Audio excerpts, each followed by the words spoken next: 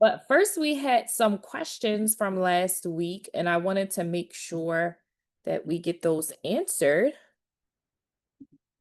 But I wanted to see if anyone has the answer to them before I talk.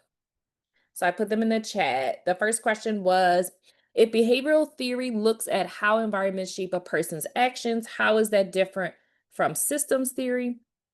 Is behavioral theory more focused on specific individual behaviors, while systems theory is broader and considers the person's overall situation?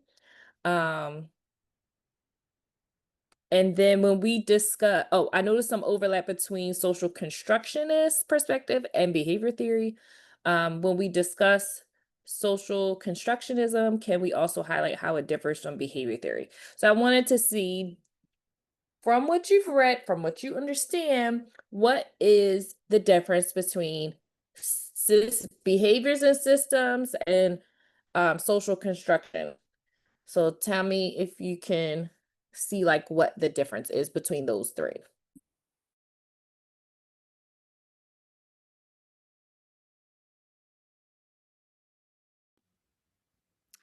Is it that systems theory is how the system functions, and then behavior theory is how the system impacts the behavior?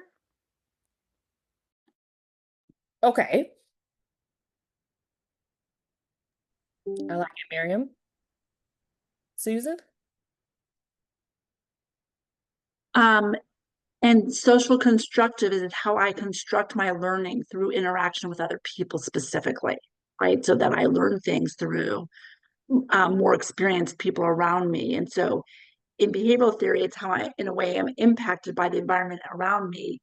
Social constructivist, as I read and understand it, is more about how I construct my own learning through that social interaction with other people, those that um, are more experienced or know more than me. Okay. Okay.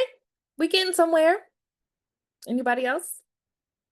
What's the difference? Behavioral, social constructionist, and systems.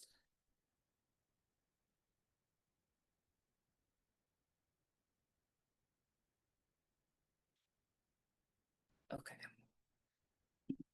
So I think, like I said before, systems is something you're going to keep hearing. And I think systems is just easier to understand in terms of social work because it's kind of like our whole like foundation of social work, right? Is to see how individuals are part of an interconnected system. So it really looks at like patterns of relationship, the interactions between systems, rather than just one behavior. So I feel like we have that pretty much um solidified. Um when we talk about behavioral perspective, it is more about individuals and how they learn their behavior through interaction with the environment. So it's you can kind of see it as like a two-way, I would say. Whereas systems is like a whole web of things that are interconnected. And then when you think about social constructionists, it's really about how people construct meaning, right? So, how do I construct meaning through the social interaction? So, there is a chart, and I will make sure I also share it. You know, it's like every time we talk, we have class, we have like notes. So, um, so if we look at this chart. Behavioral focus on learned behaviors shaped by reinforcement and environment. Example, a child avoids school after being teased, right?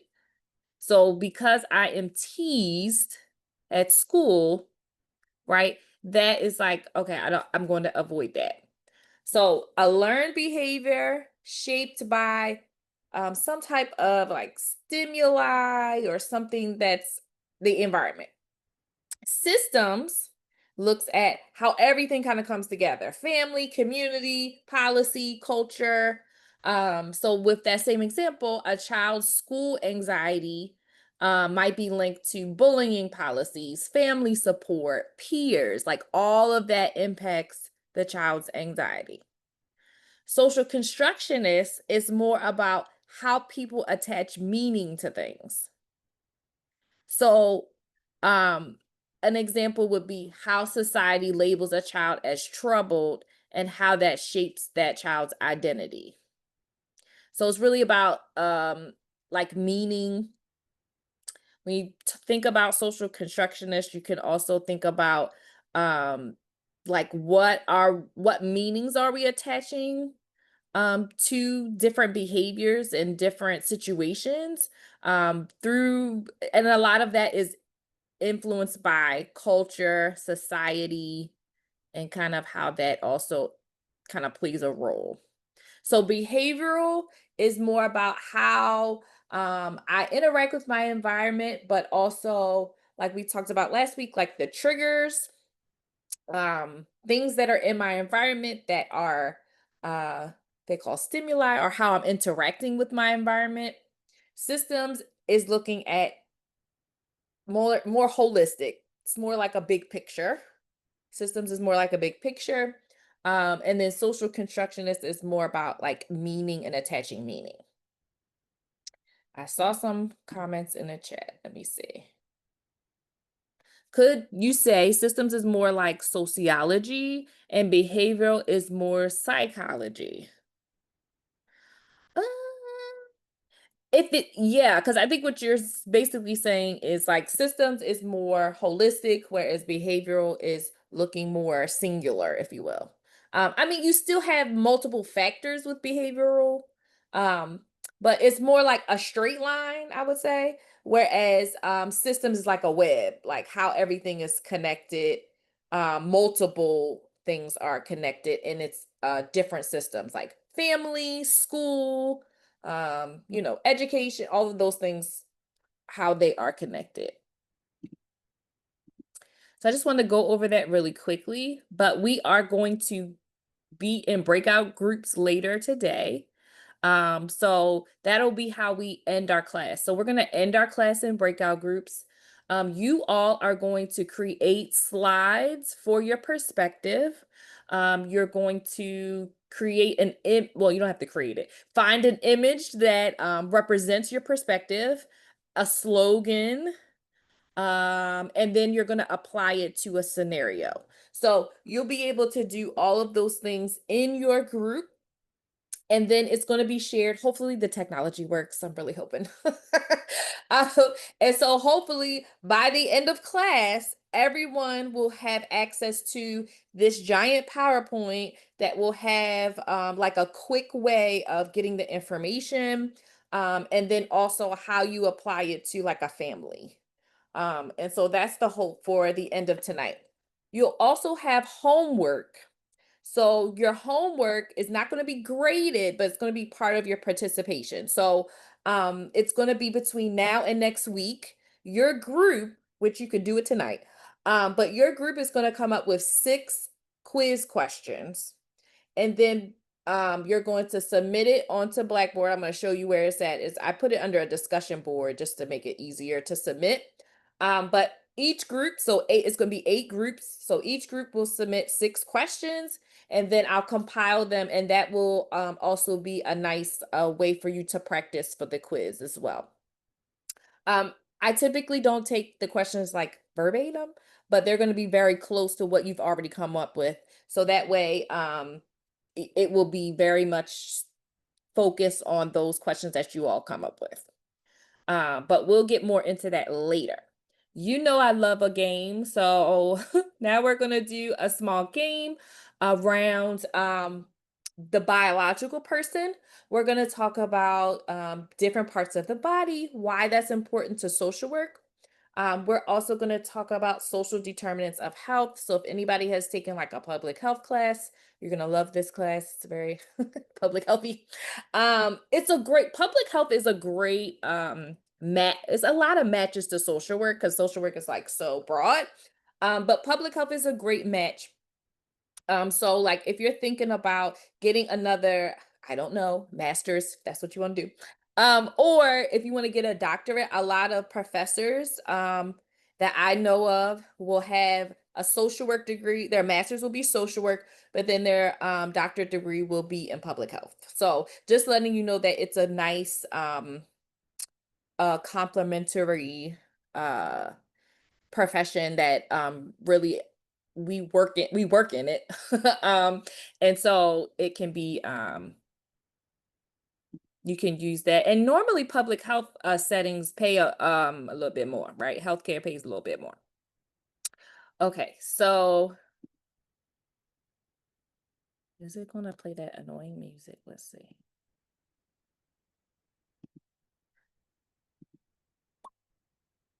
Yep, it's gonna play that annoying music. Okay, so you can use your laptop. You can go to Kahoot IT and put in this game pin, or you can use your cell phone and just scan the QR code. Um, you can put whatever name you want. It doesn't have to be your name. You can have fun with it. Your little emoji person. You can do that. Let's see how many people we got. I got a lot of people. Yeah, we got 24.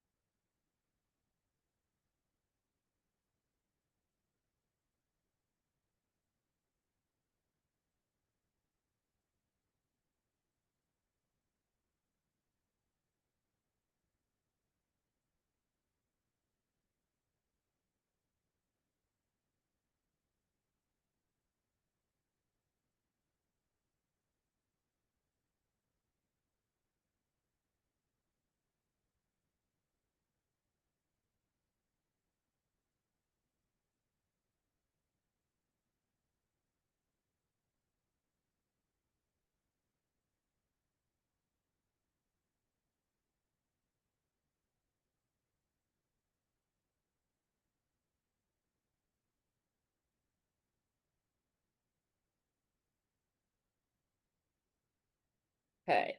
Looks like we have 23. I guess 24 people. So give a couple more seconds. Okay, 24. All right, we can start.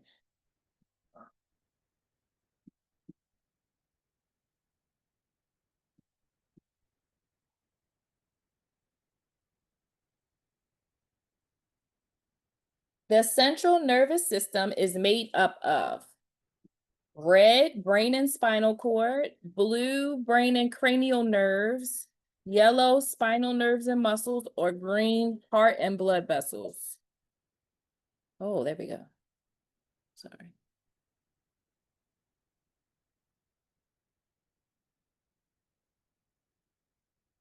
Yay! Okay, yes. Brain and spinal cord. So the central nervous system is our brain and spinal cord.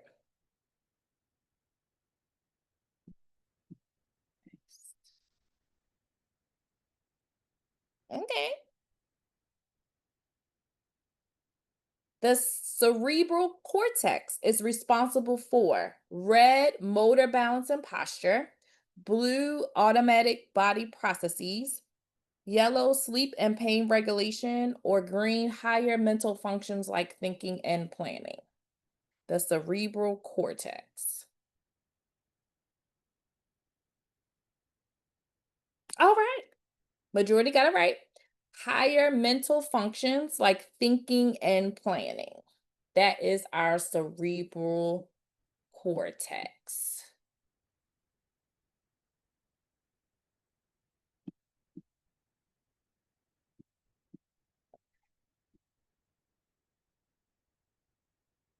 Okay, Greta's holding fast at the top.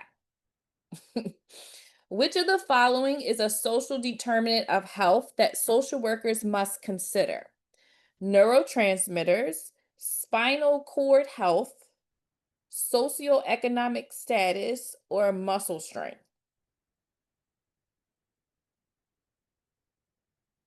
Yeah, this one was kind of fast. I feel like everybody got this one fast. Yes, yes. Everybody got that right. Very good.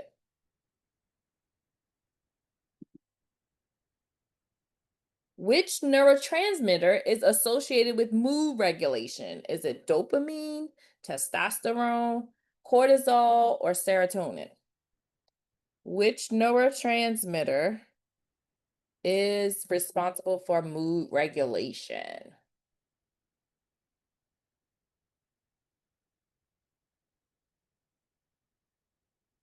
Yeah, it's a hard one, right? What's the difference between dopamine and serotonin? So the answer to mood regulation is going to be serotonin. So mood regulation, serotonin. When you think about depression, we are trying to regulate that serotonin level, right? So we can help the mood. Okay. All right. Which is an example of differential access to healthcare? Families skipping meals to save money, living in a neighborhood without a hospital, increased stress due to microaggressions, or poor air quality from factories. Which of these would be differential access to healthcare? Yes.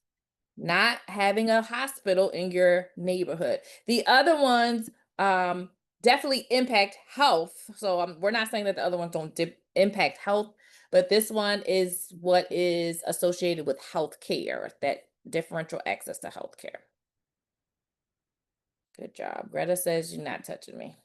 Okay. The cerebellum controls emotional regulation, motor functions, and physiological processes, hormone secretion, or memory consolidation. Which one does the cerebellum control? Motor functions and physiological processes. Very good, very good. Y'all know y'all anatomy, okay? Which of the following best describes social determinants of health? Did I read? Okay, no, this is different. Okay, only genetic traits that influence health, non-medical factors like housing, income, and education, individual personality traits, or diseases that run in families. Yes, non-medical factors. Okay, you got that down. I got some public healthers in the class, I feel like. Dopamine is most closely associated with which of the following functions? Long-term memory and decision making, reward, motivation, and movement, sleep and appetite regulation, or immune system functioning.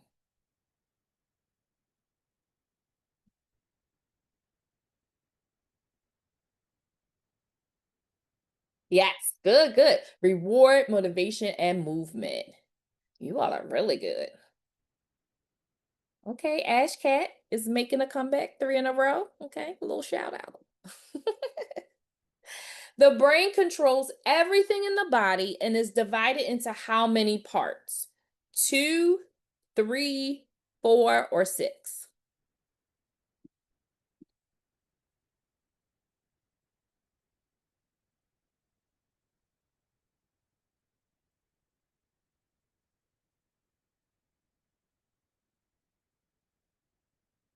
We weren't sure. Oh, a lot of people said 4. 3. 3 parts. And we're going to talk about those parts. But it's like it's 3 main parts and it's like all the different parts in the parts. So we'll talk about that. Because I know you're like, well, the amygdala and the hippocampus, and you're thinking of all the different ones, but it's divided into 3 parts. All right, let's see who we have. Amir in 3rd place. Good job, good job. Dan in 2nd place. And I think we all know number 1, Greta. Woohoo! And the runner-ups were Anna and Tess. All right, good job. You all did great. Great, great, great, great. Um, so tell me, let's just discuss a little bit about why do social workers need to know about the brain and neurotransmitters and different functions of the body? Like, why do we need to know that?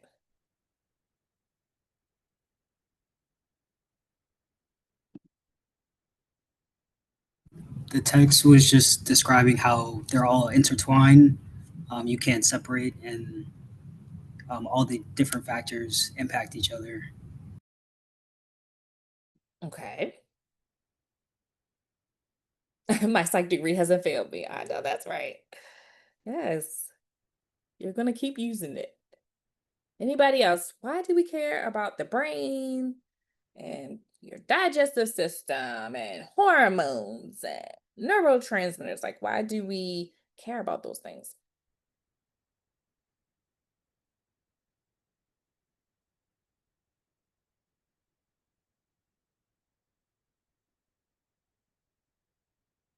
Okay, Greta.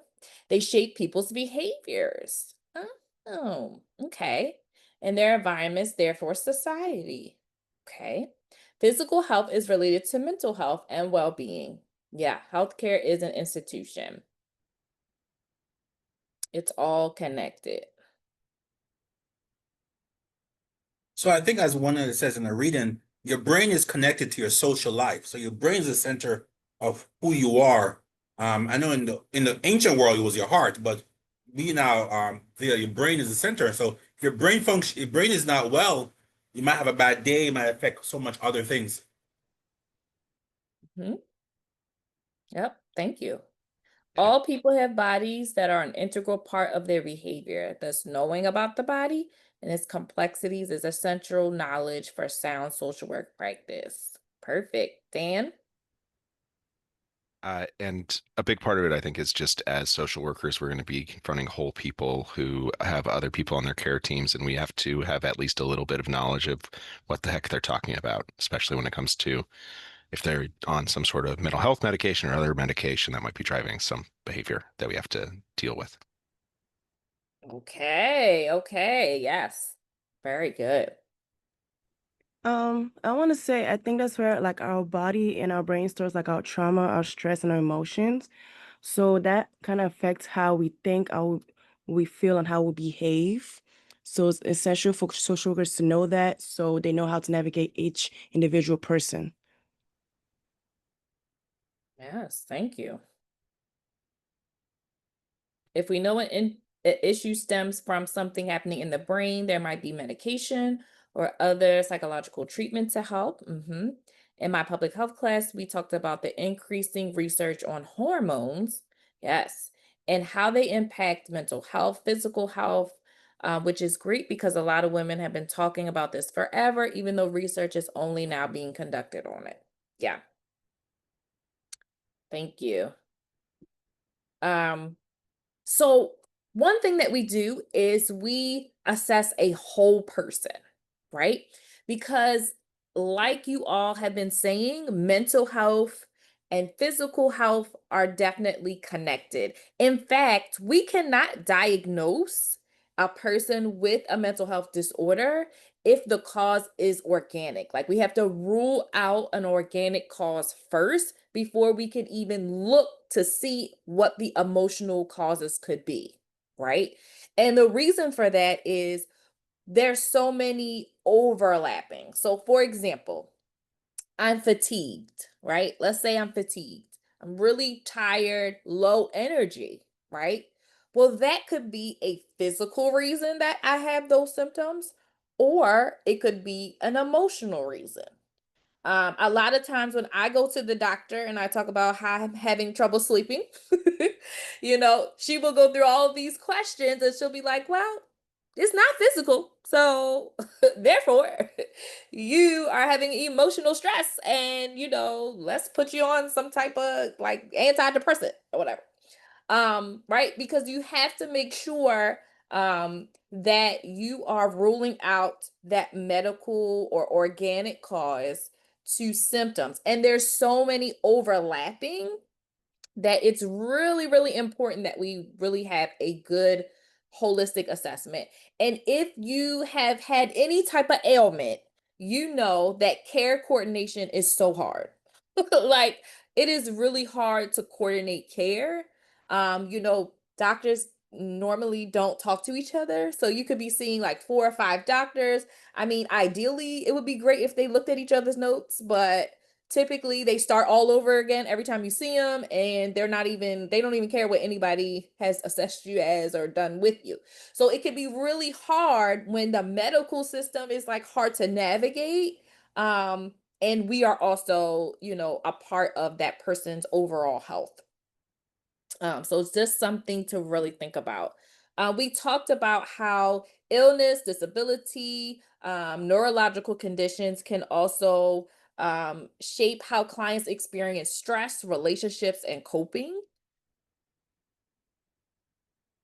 So we have to understand, no matter what setting we're in, how these influences may impact our clients. Medication, when you think about psychotropic medication, that directly affects biology. And so even though we are not prescribing the medication, we often have a treatment plan that complements that medication management. And so it's really important for us to understand. Plus, our clients are probably going to be telling us about all their symptoms and all their behaviors. And so it's good to know like how those medications impact, for instance, like the serotonin level, and what those things do, even though we don't prescribe and you can't treat it. Like, you can't be like, well, I think you should get off the medicine, or I think you should, you can't do that part of it. But social workers, we just know everything because we're around it. So you'll probably know the answer, but you just can't give them the answer. But it's good for you to know so that you can advocate for your client and say, hey, I think, there's some physical or biological things that are happening here, and I want to make sure that the client is getting assessed. It's definitely an ethical, like, that's your ethical responsibility also, to make sure that they are at the very least being assessed physically if we feel like there's some biological aspects happening. And we know that, I forget who said it. A lot of people said it, but trauma and how stress manifests itself physically, right? And then in the lesson, in the book, it also talked about how poverty can literally affect the health of people. And we're going to talk about that in a little bit too. Perfect. So the 3 major parts of the brain, and I have notes, and what I'll do is I'll make sure I post my notes too, so you can see what we kind of went through today. The hindbrain, the midbrain, and the forebrain. So those are the 3 parts. And the hindbrain is where the cerebellum is. The midbrain is more around like visual and auditory information, motor movement, reward pathways like dopamine production. And then the forebrain is probably the one we most know about because it's where the emotional regulation is. So the forebrain includes the cerebral cortex, the thalamus, hypothalamus, and limbic system. That's really probably the main part where we really focus on, to be honest, because those things control functions such as cognition, reasoning, planning, problem solving, emotions, memory, motivation, hunger, thirst, body temperature. All of those things, language, and social behavior are all controlled by that. And this week in my full-time job, I am a internship supervisor, and we were talking about fight, flight, freeze, and fawn. We were talking about that, right? And how staying in when you have adrenaline and your body is constantly releasing those things in your body, because of that chronic stress, that it starts to affect how your body actually functions. Um, and so holistic, making sure that our clients are getting that full at least assessment. We might not be able to control like the holistic treatment part of it because that might be a little bit more trickier, but at least we are able to holistically assess like what's really going on, what are the root causes. And that literally is what we're learning about in this class is where does the behavior come from? What are the root causes of these things, right? Um Okay, good. So we talked about that. Let me see what else I wanted to talk about. Oh, yes. I wanted to talk about social determinants of health because that is really, really important. Um, Tell me what your understanding of social determinants of health. Like, what have you heard about how socio and economic status can impact people's health? Like, what have you learned about or know? So for me, things I've heard is like, for example, your zip code where you live, if you live, how your racial makeup could, your family history could also impact it. Like for example, me, like I know every time they always go to the doctor, they always ask me, tell me the health of your grandmother. I'm like, what? Why does that matter? Or your grandfather. Tell me the health of those people. And so I would say to them that, hey, my grandmother had stroke or cancer. Then they wrote predisposed to cancer. But it was my grandmother. And so, like, I know your zip code, your family history, your race, your economics. I learned how, I don't want to give all the thing away, like, food desert place could also affect. Like, I heard people with less income tend to eat more unhealthy food because it's cheaper. So, those are things I learned from my own personal experience. Yeah, absolutely. Thank you.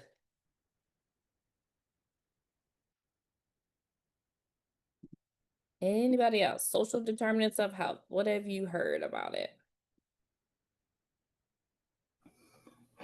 So sometimes if people are having, so part of my job is actually to do social determinants of health referrals for external social service organizations. I work at Planned Parenthood. Okay. And so we'll have people if they are like having trouble making their appointments, like the way we look at it, we find out, okay, you're not being you're not delinquent, quote unquote. I don't use that word necessarily, but just using it here. You don't have reliable transportation. So how can we help connect you to the transportation service through your Medicaid? Did you know that that's a thing? Or if people have unstable housing, like, okay, we can't guide you through the whole housing system, but here's at least where you can call to get started in the public housing system. Thank you. Anybody else? I see some in the chat. Let me see. I think I read that one. Low access to nutritious foods can heavily impact health. Low access to walkable areas, parks, exercise equipment can impact health. There are less resources in low income areas. These areas also have poor health determinants like lead paint, lack of sex education, also just the stress of constantly wondering when your next meal will come from, how you will pay your rent, being worked to death at a low paying, unstable job can definitely impact stress and health. Also, increased stress due to income, transportation, lack of access to health care. Anybody else?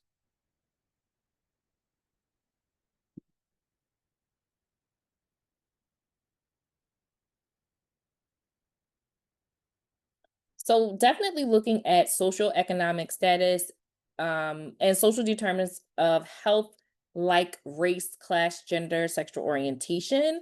Um, the main reason this matters is because we are not only treating the symptoms, but we should also be understanding and treating the root causes and intervening at a systems level.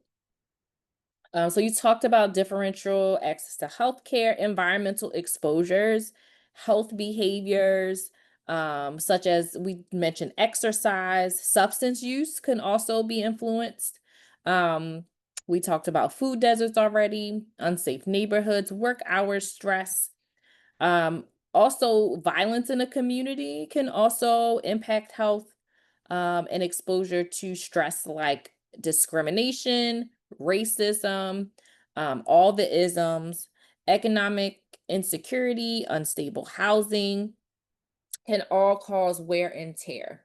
There is a couple of organizations that are really doing great work in this area. And if you know of any, please put them in the chat as well. These are just ones I know of, just from being around Baltimore. Fight Blight Baltimore, or Fight Blight Be More. And then Black Yield Institute talks about food deserts and works with getting farms in urban areas. So those are two that I know for sure. Um, and we can also start a maybe a podcast list, or like some Instagram that you follow, because although we love social media and we like posting, like, our selfies and stuff. Also, what I want you to do, oh, well, also what I want you to know is that a lot of social work is happening on social media too. And so when I was in PhD school, my professor, my policy professors made me listen to NPR. So I'm not going to make you do that. But a interesting way is to do podcasts if you're a auditory person, you like listening to podcasts. So maybe we could start up a podcast list. And there's a lot of social work organizations I follow on Instagram that talk about a lot of policy changes. Um, there's been even advocacy surrounding the social work licensure exam. So I follow those accounts as well. So just things that you are able to, oh, my cousin's partner founded BY. Yes. Come, I might know him. One of the founders is actually my old classmate. So let me tell you, the people in the room today are going to be the social workers you work with. And also, you're like, oh my gosh, they on the news, they like famous. So, well, Baltimore famous, whatever. And you're like so excited. So I can say with confidence that a lot of my classmates are doing excellent work in the community. Um, and so yes. Oh, abolitionist social work. Okay, yes. Yeah, we gotta put a list together, and maybe we could all like try to follow someone new or follow a new account that focuses on social issues or social work. I think would be great. What's I about to do? Oh, I was going to show you a video about Fight Blight Baltimore. The reason I really love watching Nika talk, and I've like any chance I get, I'm like, please come, speak when I have some money, because she gotta have money. Um, Whenever I have a budget, I make sure to get her because she's amazing. She's awesome.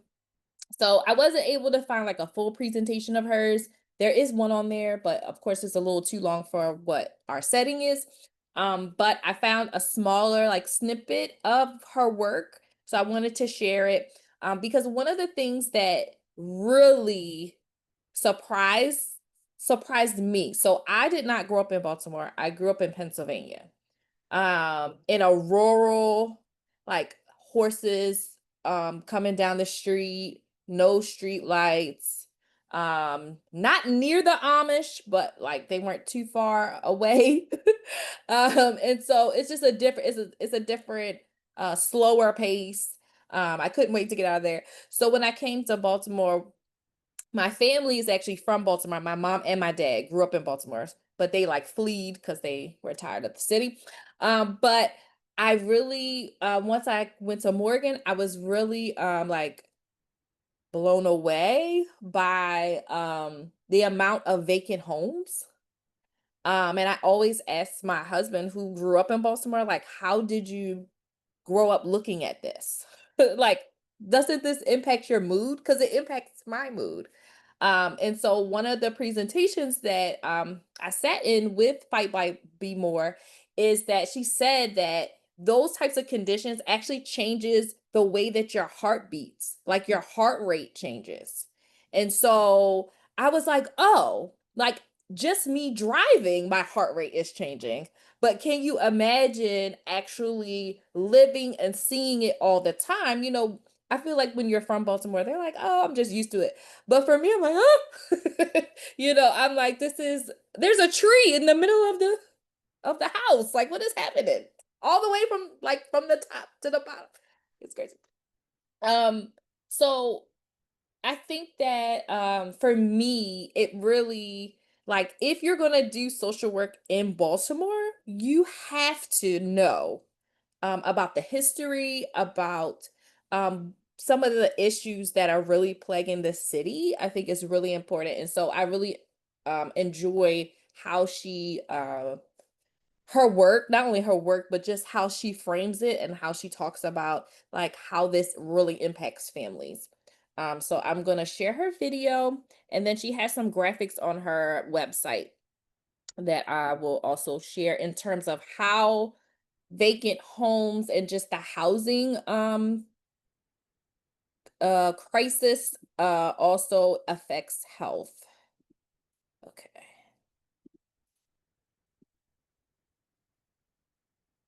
There we go. And make sure I share my audio. Yep, share sound. Okay.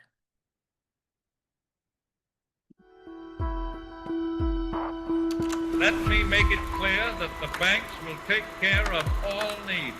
We have provided the machinery to restore our financial system. Baltimore looks like it does explicitly and specifically because of racist housing and community development policy. Together, we cannot fail. Restrictive covenants, contract lending, redlining, subprime lending, tax sales, the war on drugs, deindustrialization, all of these things are connected to why Baltimore has the level of vacancy, why it has the level of dilapidation, why it has all of these things that, we come to know as blight. Blight is the condition or state of property in community when it's not being used to its fullest or its highest use for the people who live in community. In Baltimore, blight is most prevalent in a collection of neighborhoods known locally as the Black Butterfly. These sections of the city, which look like the wings of a butterfly, are predominantly Black. Blight can look like an empty school building. It can look like the presence of 5 or 6 or 10 liquor stores in a neighborhood where there's no full-service grocery store. It could look like a building that is what we call a blue sky house, which means when you look at the top floor of the building, you can see the sky because the roof is gone. It can look like a property that is simply boarded up and not being used for whatever its zoned purpose is. This is Nika Namdi, the founder and COO of Fight Blight Be More. Her fight against blight began on Mother's Day in 2016 when she was on her way home and saw something that worried her. I noticed 2 children on foot and 2 children on bikes. They were passing a huge demolition site. They put them temporary fences up for all them construction projects downtown, but yet over here, we can't get a fence. Nothing to let the children know that the site was dangerous. Namdi began an effort to document and report blight, which ultimately led to her founding Fight Blight Be More. Fight Blight Be More is an economic, environmental, and social justice initiative led by the village and informed by the data to remediate blight in Baltimore. We have 4 primary functions. Probably the most important thing that we do is really work with community to break down why blight exists, how it came into being, and what its true impact on community is. And so we spend a lot of time doing presentations and workshops, or even taking people on what we call hood hikes to really look at and talk about and pull that thread of history through. When we look at the public health implications of blight, we find that we have 3 times the national average in childhood asthma. The neighborhoods with highest concentrations of blight are the neighborhoods with the lowest life expectancy. We developed a mobile app that really allows folks to go door to door, taking pictures and documenting the physical condition of the property. Then we can take all of that data and help to create a community-based analysis of the level of blight in community. When you look at all the 5 forms of blight: vacancy, abandonment, dilapidation, underutilization, and misutilization, our estimate is there are 100,000 properties in Baltimore that meet those 5 characteristics. Even though that Baltimore has a lot of innovation happening in different pockets, there are very few places and spaces inside the Black Butterfly to do innovation. And so we took a vacant house and a vacant lot and turned them into the Hack Hub, which is our imagination, innovation, and incubation space. And we are currently in the process of really fundraising to rebuild those 2 properties into a state-of-the-art facility. The Stop Oppressive Seizures Fund, our primary focus is to disrupt, dismantle, and then decolonize our philosophy surrounding real property. And in the manner of disrupting, we are working through the tax sale bailout to support homeowners who are unable for whatever reason to pay their property taxes, while we are working with other advocates to force the city and the state to abolish the tax sale as we know it. And then finally, to decolonize our idea about real property is to really move from an idea of ownership to an idea of stewardship over the land. Because the reality of it is this planet can survive without us. We can't survive without it.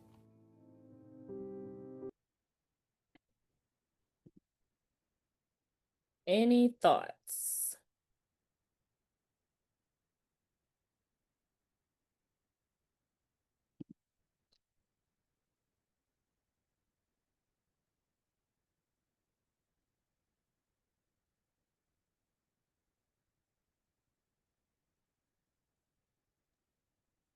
So I'm glad that she's doing this to start documenting. So I live in Prince George's County, so I have no connection to Baltimore. I know the school's in Baltimore, so a lot of time we always talk about Baltimore, but I live in Prince George's County, so I don't understand what's going on there. But I'm glad that someone is documenting this.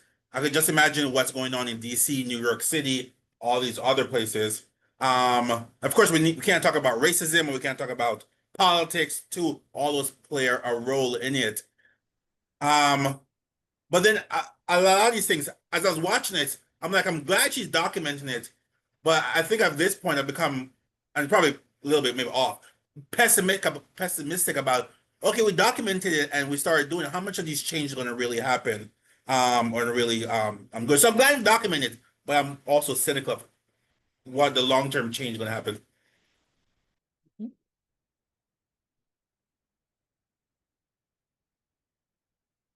Any other thoughts? Thank you for that. Go ahead, Susan. I agree with what he said. And I think for me, it's amazing what she's done. I loved how she talked about stewardship of the land and really kind of rethinking what we think about us here together.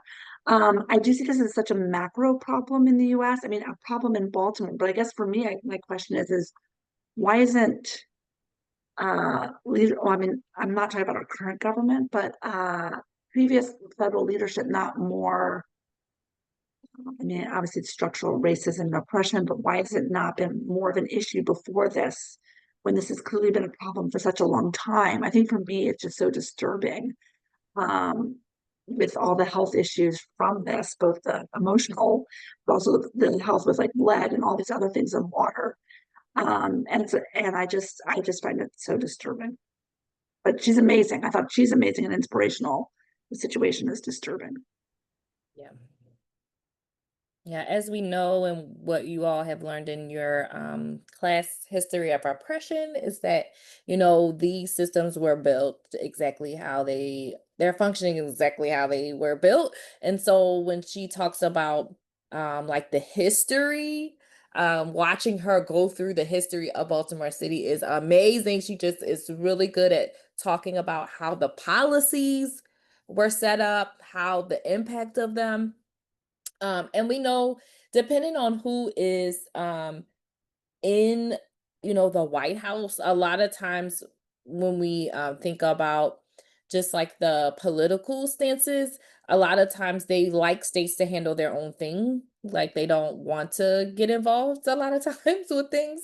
And so it can be difficult on that level. I mean, obviously, Baltimore is not the only one that deals with this. But it continues, to be a problem. I mean, we try to have different like initiatives.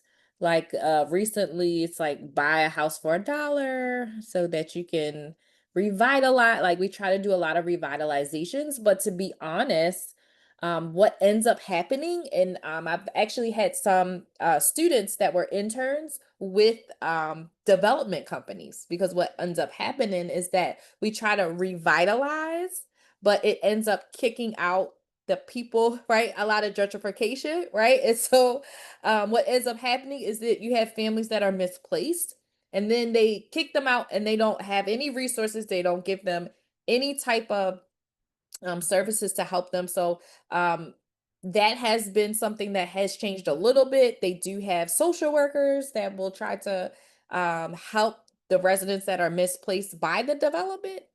But to be honest, a lot of the revitalization that we like even at the harbor, I can't wait till they revitalize, right? But a lot of times what that ends up meaning is that it really doesn't impact uh it doesn't benefit. Like who is this really benefiting? Who is this really for? When you look at the stores and the pricing and all of those things, like who is this really for? So as much as I get excited about new like stores and new developments, and they're making green spaces and they're doing all of these like innovative things, but you also have to think about like how is this impacting those that are living there? Um and what are their role in this? And so a lot of times you'll even see with your like community association that a lot of times they'll be against a lot of development because it does really impact those that live there. So just another, perspective on things. Well, I Oh, go ahead. one quick thing about that. So where I live next to place called PG Mall in Prince George County. I love my area. My mall is in front of me. My job is across the street from me. My church is across the street. My doctor's office across the street. Supermarket across the street. As a person who can't drive, I love this area. The movie theater's across the street. Everything is across the street from me. So I could get up and go to work and then come to work, come back home. But they start building, and subways across the street too. And I guess other people have realized this, so they start building, breaking down apartments and rebuilding new apartments. And I love this area because we have a lot of Hispanic people around here. My rent has been so low, but now they're rebuilding all these stuff and they're making these little small little apartments, doubling my rent. And so I'm like, wait, yes, I'm glad you guys are building stuff, but you're building stuff and pricing me out, right? And I've been here for like 12 years, and like I'm being priced out. So there's something that I know eventually I'm going to have to move, but it's something every day I get up and I see these fancy new apartments that they're building. I just get angry. You talk about driving and being frustrated. I get so angry. I'm like, oh, I wish the wind just blew all these buildings down. I don't want new buildings. I like my area because it kept my rent low and I don't have to move. But I know eventually I'm just going to have to move. Gentrification. Yeah, it's a reality. And it really allows you to see like the other side of all of the things new. So every time you watch the news and you see they're so excited about these new projects, you do have to ask yourself, like, what does this really mean for those that we serve? Especially with housing. Housing is like a huge service and issue that we always run into and that we always have like the least resources for. And so right, like who are we building for? How does this benefit? Does this really bring money into the city? Is it really benefit, like who is getting the benefit of all these taxes and all this stuff? So um the prerequisite course really did give me a better understanding of what I'm looking at when I see areas that are experiencing so much blight. Yeah. Next to the areas of revitalization, Yeah, gentrification, redlining. Before it was very confusing. Yeah, yeah. So I'm glad that you have that foundation, um, for sure. This makes me wonder, as someone who grew up really rural and still don't fully understand things that go on in cities, how do you classify the differences between revitalization and gentrification? At this point, it's the same thing. I mean, at this point, the way our economy is, anything that they're building is more expensive than before. There's less and less affordable housing. There's less and less oh, if it's gentrification, if the revitalization pushes people out. Yes. Right. So when you're revitalizing, or if you're taking housing away, like sometimes they'll just knock buildings down and then they'll make it like a green space. Like they did that near Johns Hopkins. Um, they knocked all the row houses down and now it's just like a nice open field. So it's really cool. Like, oh, they have bands, they have concerts or whatever. I don't know. I've never been to a concert down there, but they have like a little stage and things. It's really nice, but they had to like tear down all the housing that people used to live in. So um to balance it out, like community led development or anti-displacement policies in Baltimore. Yeah, so I would say, I know for sure one of the advocacy was like that the development had to help with replacing the people that they've displaced. I'm sure there's many more policies and many more things, but advocacy is always big, um especially to communities. So a lot of times, like, when I was getting my degree, they a lot of the professors, well, at least one in particular that I remember, was actually involved with the community organizing, like that, right? So sometimes the plans are there for years and years and years, possibly, well, maybe not years and years and years, but the plans are there and someone has to approve them. Typically the politicians approve these plans. You approve the plans, right? Because you vote on them. And so these things are being approved without sometimes any pushback, and so it does require community activists to be involved, to really be able to build capacity with the community, to let them know, hey, this is actually happening and let's see what we can do about it. And so that is a lot of community work that is very much connected to the work that you all are going to be doing. If you're not a community activist, it's still impacting you, right? It's still impacting your clients, and is impacting how you're interacting with them. If the efforts made housing slash business ownership accessible to the current residents in those communities, yeah, I would say that it would make, yeah, revitalization without gentrification, but that is really simplifying it. And that doesn't make any money. So that's why it's not happening that way, right? Because we live in capitalism. So they want money. That's what they want out of these big deals like this. They want money and they will buy out people so that they can tear down their house. It's so and without the proper education, they might be like, oh, sure, this sounds good. And then, it kind of leads to a lot of displacement. So what we're going to do now is 7:04. Let's take a 10-minute break. We'll come back at 7:15 and we'll do our breakout groups. And that will be the rest of the class. We'll work in the breakout group. We'll come back together just to kind of see what everyone came up with. And then we will be done for the night.